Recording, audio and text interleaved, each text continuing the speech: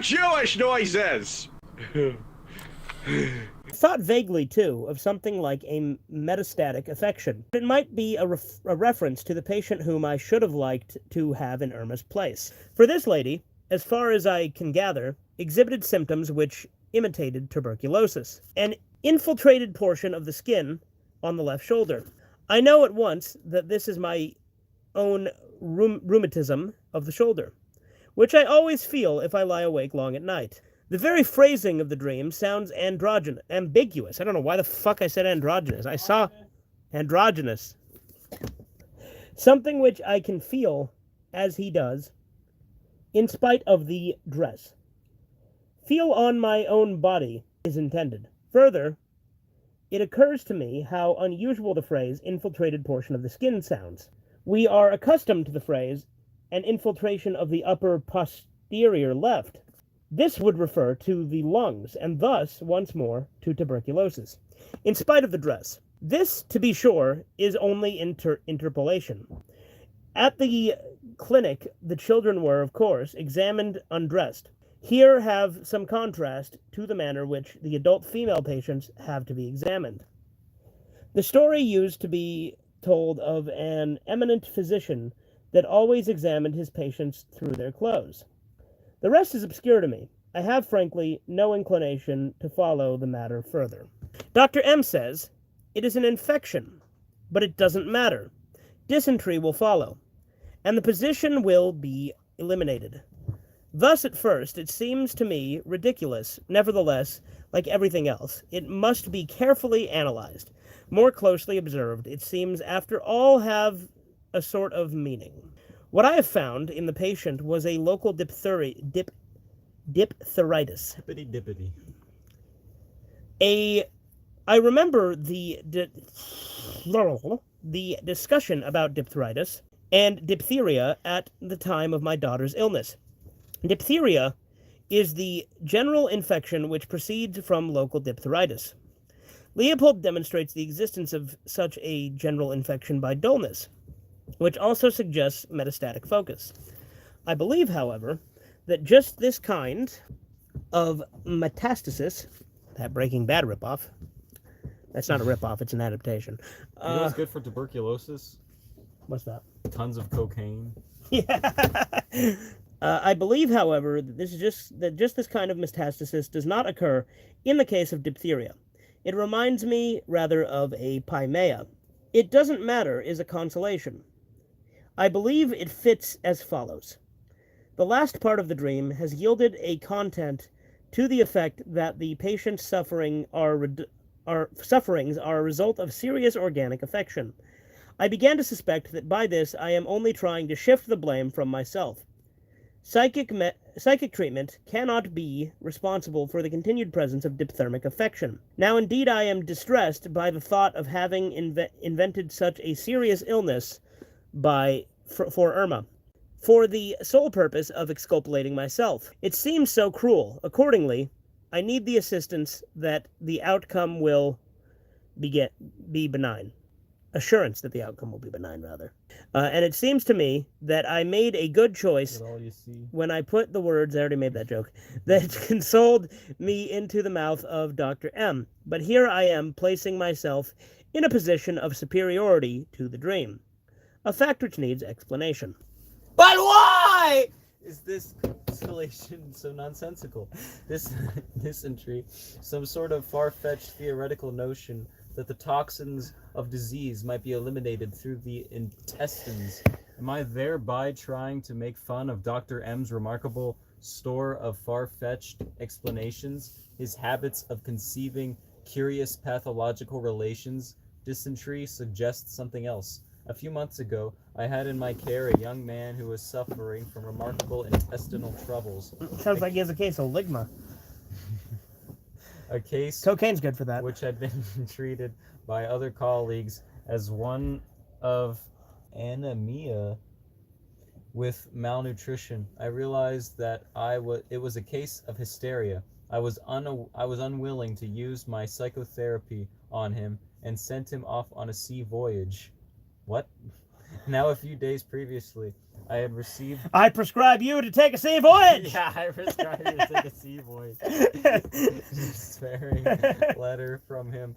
He wrote from Egypt saying that he had had a fresh attack, which the doctor had declared to be dysentery. I suspect that the diagnosis is merely an error on the part of an ignorant colleague who was allowing himself to be fooled by the hysteria. Yet I cannot help reproaching myself for putting the invalid in a position where he might contract some organic affection of the bowels, in addition to his hysteria.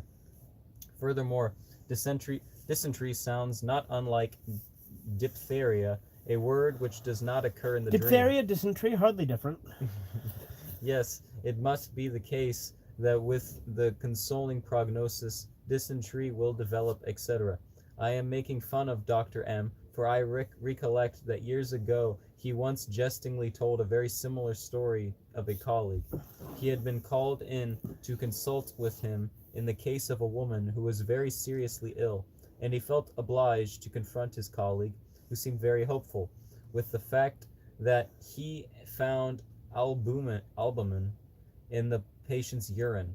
His colleague, however, did not allow this to worry him, but answered calmly, "That does not matter, my dear sir. The albumin will soon be excreted." Thus I can no longer doubt that this part of the dream expresses derision for those of my colleagues who are ignorant of hysteria.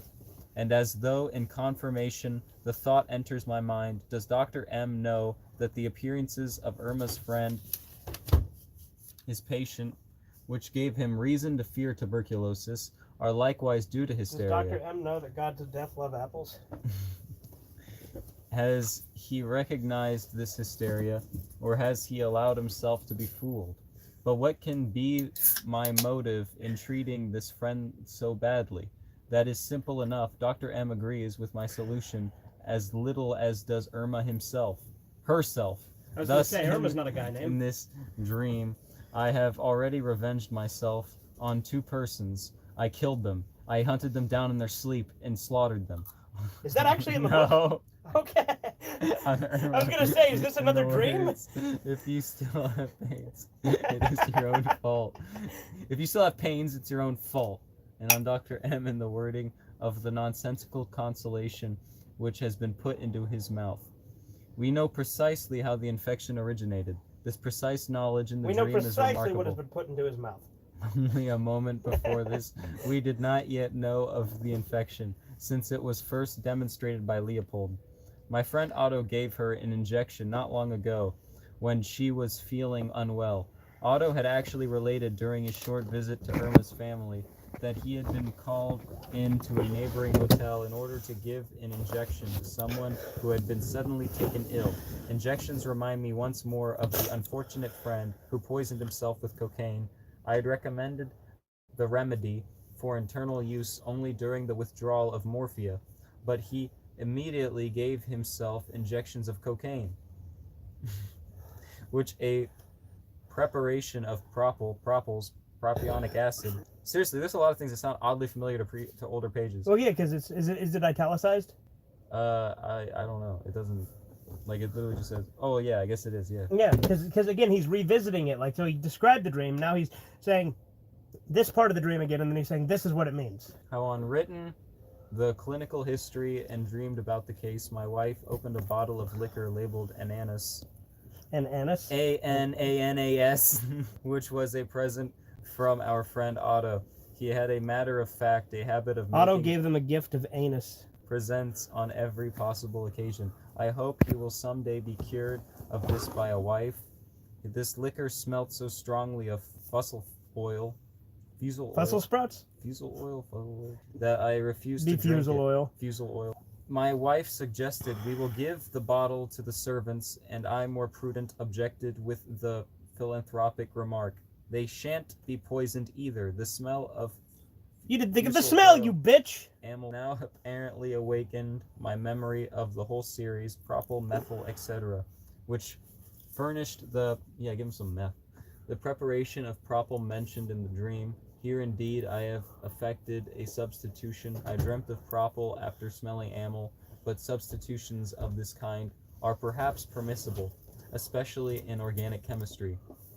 Trimethyl, trimethylam, trimethylam, trilethyl, You want me to look at it? trilethylamine, Hold on. trim, Trimmy, bang, bang. Trimethylene. Trimethylamine. Yeah, trimethylamine. In the dream, I see the chemical formula of Trimethylamine! Trimethylamine, which at all events is evidence of a great effort on the part of my memory. And the formula is even printed in heavy type, as though to distinguish it from the context as something of particular importance. And where does trimethylamine thus forced on my attention lead me? To a conversation with another friend who for years has been familiar with all my germinating ideas. And it was this, and I with his. At that time he had just informed me of certain ideas concerning asexual chemistry, and had mentioned among others that he thought he had found a trimethylamine, one of the products of sexual metabolism. This substance thus leads me to sexuality. You know, we should just finish this chapter and probably end the stream, since it'll be going on for a bit. Yeah. The factor to which I attribute the greatest significance in respect to the origin of these nervous affections which I am trying to cure. My patient Irma is a young widow. If I am required to excuse my failure to cure her, I shall perhaps do best to refer to this condition, which her admirers would be glad to terminate. But in what a singular fashion such a dream is fitted together. This friend who in my dream becomes my patient in Irma's place is likewise a young widow. I surmise why it is that the formula of trimethylamine is so insistent in the dream. So many important things are centered about this one word. Trimethylamine is an allusion, not merely to the all-important factor of sexuality, but also to a friend whose sympathy I remember with satisfaction whenever I feel isolated in my opinions. And this friend, who plays such a large part in my life, will he not appear yet again in the concatenation of ideas peculiar to this dream? Of course, he has a special knowledge of the results of affections of the nose and sinuses, and has revealed to science several highly remarkable relations between the turbinal bones and the female sexual organs. The three curly formations in Irma's throat. I got him to examine Irma in order to determine whether her gastric pains were of nasal origin, but he himself suffers from suppurative rhinitis, which gives, not gonna work here anymore anyway. yeah, which gives me concern, and to this perhaps there is an allusion in Pyamia. I pronounced it Pyamia. Pyamia? Yeah. Which hovers before me in the metastasis of the dream. We're getting there. Sounding like a storm. Tut tut, it looks like rain. One doesn't give such infections so rashly. One doesn't give such infections so rashly. Here the reproach of rashness is hurled directly at my friend Otto. Right up in front of the fucking I believe I had some such thought in the afternoon when he seemed to indicate by word and look that he had taken sides against me. It was perhaps how easily he is influenced, how irresponsibly he pronounces judgment. Further, the above sentence points once more to my deceased friend, who so irresponsibly resorted to cocaine injections. As I have said, I had not intended that injections of the drug should be taken. I note that in reproaching Otto, I once more touch upon the story of the unfortunate Matilda, which was the pretext for the same reproach against me. Here, obviously, I am collecting examples of my conscientiousness and also of the reserve. Probably, too, the syringe was not clean. Another reproach directed at Otto, but originating elsewhere. On the previous day, I happened to meet the son of an old lady of 82, to whom I am obliged to give 2 injections of morphia daily. At present she is in the country, and I have heard that she is suffering from phlebitis. I immediately thought that this might be a case of infiltration caused by a dirty syringe. It is my pride that in 2 years I have not given her a single infiltration. I am always careful, of course, to see that the syringe is perfectly clean, for I am conscientious. From the phlebitis. From the flibble? From the flibble. Mr. Flibble's very cross. I return to my wife, who once suffered from thrombosis during a period of pregnancy, and now 3 related situations come to the surface in my memory involving my wife, Irma, and Matilda, whose identity has apparently justified my putting these 3 persons in one another's places. I have now completed the interpretation of the dream. In the course of this interpretation, I have taken great pains to avoid all those notions which must have been suggested by a comparison of the dream content with the dream thoughts hidden behind this content. Meanwhile, the meaning of the dream has dawned upon me. I have noted an intention which is realized through the dream, and which must have been my motive in dreaming the dream. Dream. Fulfills several wishes which were awakened within me, the events of the previous evening. Otto's news and the writing of the clinical history, for the result of the dream is that it is not I who am to blame for the pain which Irma is still suffering, but that Otto is to blame for it. Yeah, now, Otto, the motherfucker Otto's fault. Yeah. He's probably working with Xander. Yeah. Now Otto has annoyed me by his remark about Irma's imperfect cure. The dream avenges me upon him, in that it turns the reproach upon himself. The dream acquits me of responsibility for Irma's condition, as it refers this condition to other causes, which do indeed furnish quite a number of explanations. The dream represents a certain state of affairs, such as I might wish to exist. The content of the dream is thus the fulfillment of a wish. Its motive is a wish. This much is apparent at first sight, but many other details of the dream become intelligible when regarded from the standpoint of wish fulfillment. I take my revenge on Otto, not merely for too readily taking sides against me, in that I accuse him of careless medical treatment, the injection, but I revenge myself also for the bad liqueur, which smells of fusel oil, and I find an expression in the dream which unites both these reproaches. The injection of a preparation of propyl. Still, I am not satisfied, but continue to avenge myself by comparing him with his more reliable colleague. Thereby, I seem to say, I like him better than you. But Otto is not the only person who must be made to feel the weight of my anger. I take my revenge on the disobedient patient by exchanging her for a more sensible and more docile one. Nor do I pass over Dr. M.'s contradiction, for I express in an obvious allusion my opinion of him, namely, that his attitude in this case is that of an ignoramus. Dysentery will develop, etc. Indeed, it seems as though I were appealing from him to someone better informed, my friend who told me about trimethylamine, just as I have turned from Irma to her friend and from Otto to Leopold. It is as though I were to say, rid me of these 3 persons, Who will rid me of this turbulent priest? Replace them by 3 others by my own choice. See, this is where I was like he's literally like say like I hate these people and want to replace them in his dream. Like he's like, yeah. Someone by the name of Rabid Waffles, who I actually know about because I did a video responding to one of their videos 2 years back, which we will explain later. They comment, Valerie Flowers is the best YouTuber. I'm his biggest fan. He really entertains me with his videos. What a guy.